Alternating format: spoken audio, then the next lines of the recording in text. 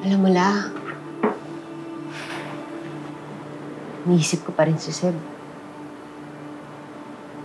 Lagi pala siyang pumupunta doon para tumulong. Hindi ako makapaniwala. Baka nagpapakitang tao lang.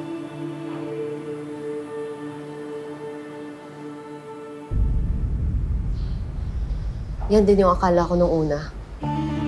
Pero parang wala siyang ibang intensyon kundi tumulong.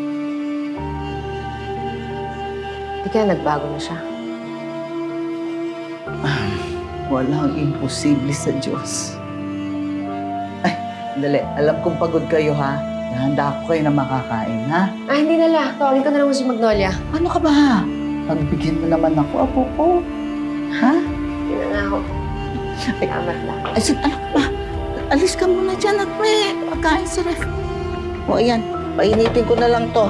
Ako na. O, sige. Ikaw na lang, ha? Gusto mo ng tubig? Sige po. Salamat po.